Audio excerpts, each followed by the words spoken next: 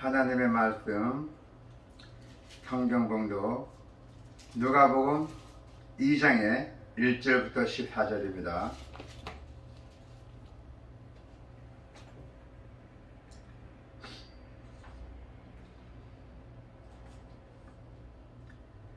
같이 천천히 봉독하시기 바랍니다. 그때 가이사 아구스도가 영을 내려 천하로 다 호족하라 하였으니 이 호족은 구련호가 수야 총독이 되었을 때 처음 한 것이다. 모든 사람이 호족하러 각각 고향으로 돌아가며 요셉도 다윗의 집 족속이므로 갈릴리 나사렛 동네에서 유대를 향하여 베들레헴이라 하는 다윗의 동료로 그 약혼한 마리아와 함께 호족하러 올라가니 마리아가 이미 잉태하였더라. 거기 있을 그때 해산할 날이 차서 첫 아들을 낳아 강보로 싸서 구에 누웠으니 이는 여간에 있을 것이 없음이로라. 그 지역의 목자들이 밤에서 자기를 양떼를 지키더니 주의 사자가 곁에 서고 주의 영광이 그들을 두루 비추며 크게 무서워하는지라. 천사가 이르되 무서워하지 말라. 보라, 내가 온 백성에게 미칠 큰 기쁨의 좋은 소식을 너에게 전하노라. 오늘 다윗의 동네에 너희를 위하여 구주가 나셨으니 곧 그리스도 주시니라. 너희가 가서 강보에 쌓여 구에 누워있는 아기를 보리니 이것이 너에게 표징이니라 하더라.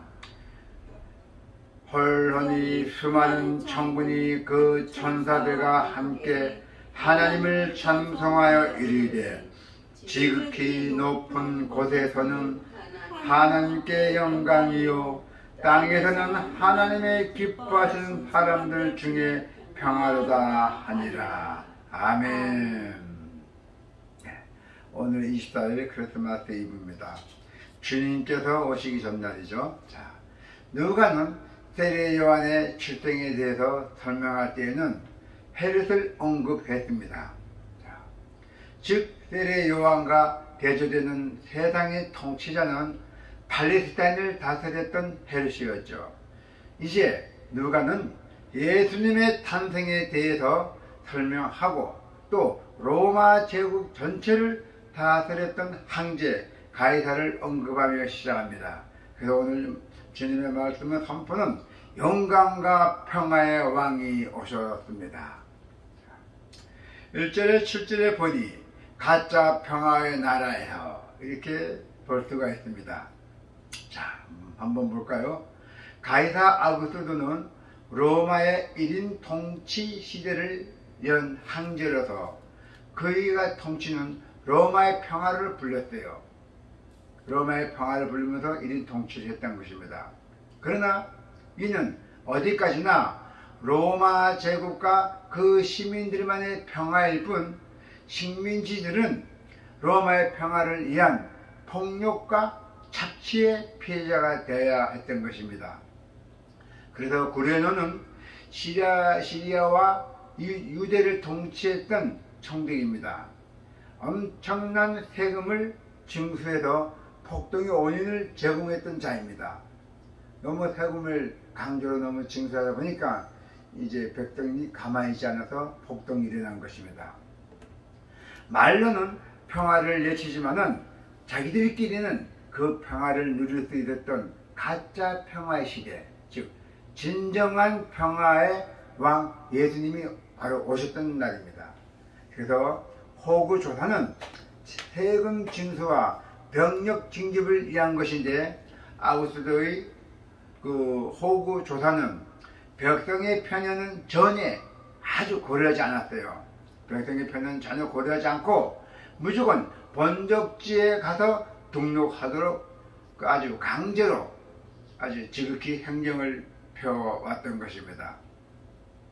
그래서 지금도 명절이나 연휴 때 많은 사람이 그 몰린 곳에서는 숙소를 구하기도 힘들고, 또 요새 시대도 그 타지에서 살던 사람들이 그 짧은 기간에 같은 동시에 고향을 방문하게 되면은 당연히 묵을 장소도 부족했을 것이고 마비가 됐던 것입니다.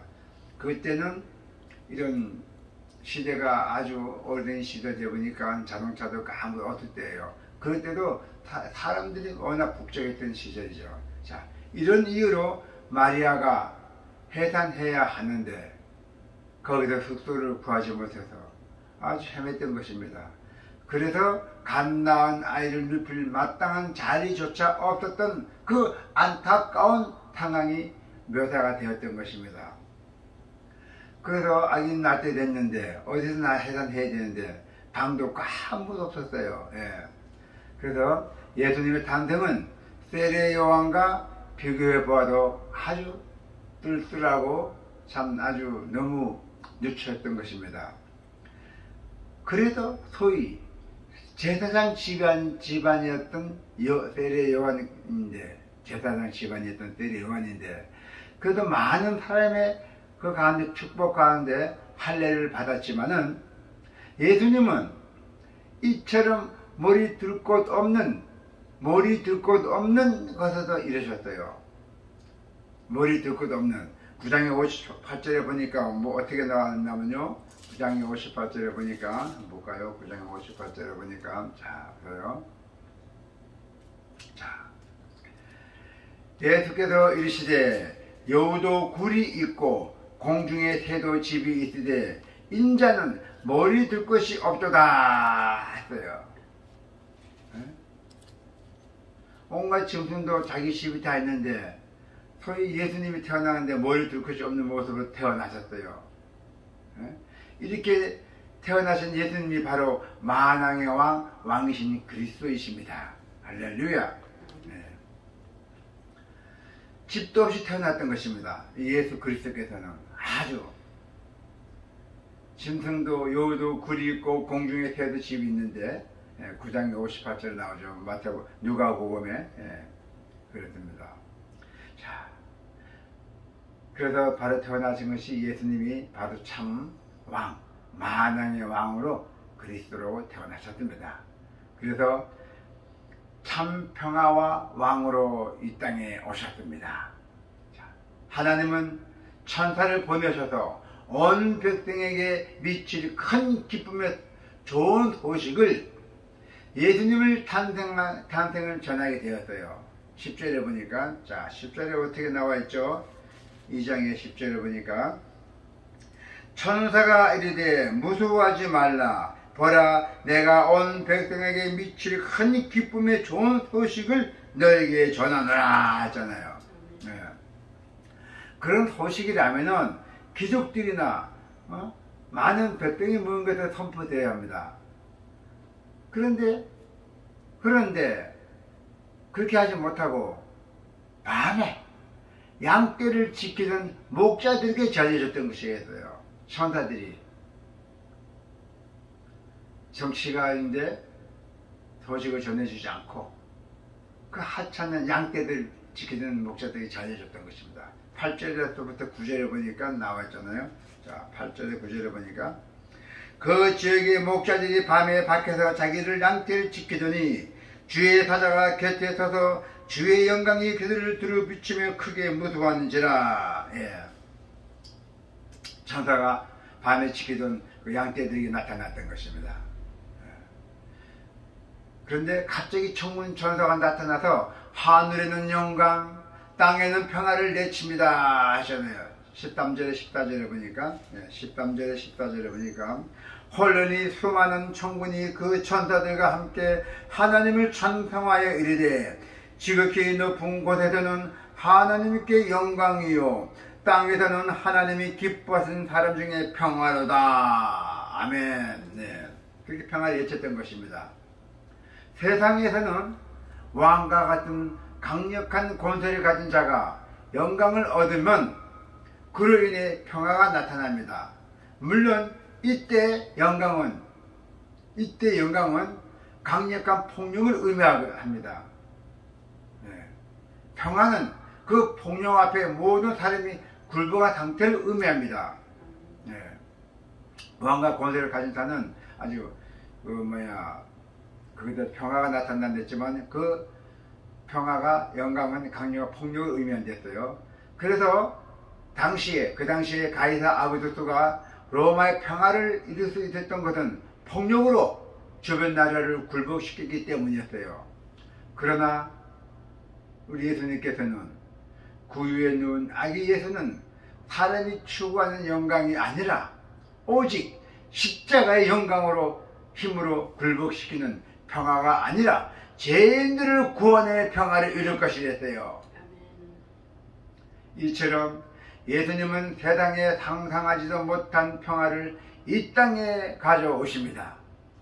이를 위하여 가장 높으신 분이지만 가장 낮은 곳에서 오셨고 또 높은 자들이 아니라 낮은 자들에게 축하받기를 기뻐하였던 것입니다. 갈로들에게 축복받는 게 아니라 낮은 사람들에게 축하를 받는다 했어요. 그래서 가이사의 영광은 이미 사라졌지만 예수님의 이름은 아직도 온 세상에 높임을 받고 지금도 예수님을 왕으로 고백하는 백성이 지금도 태어나고 있다는 것입니다. 가이사 아구스토스의 이름을 모르는 사람은 있어도 예수 그리스도의 이름은 모르는 자는 없을 것입니다.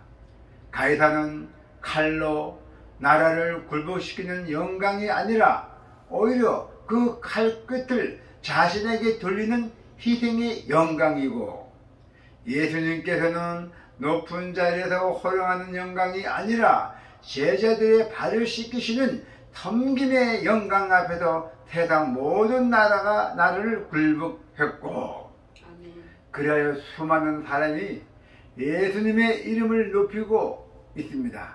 지금도 복음을 전파하는 사람이 많이 있습니다. 사마리아 땅끝까지 주님께서 복음을 전하라고 하셨잖아요. 내가 승천하기 전에 분명히 말씀했잖아요. 다시 나 그대로 내려오신다고 주님께서 말씀하셨어요. 땅끝까지 그 이름의 영광이 선포되기를 소망합니다. 아멘.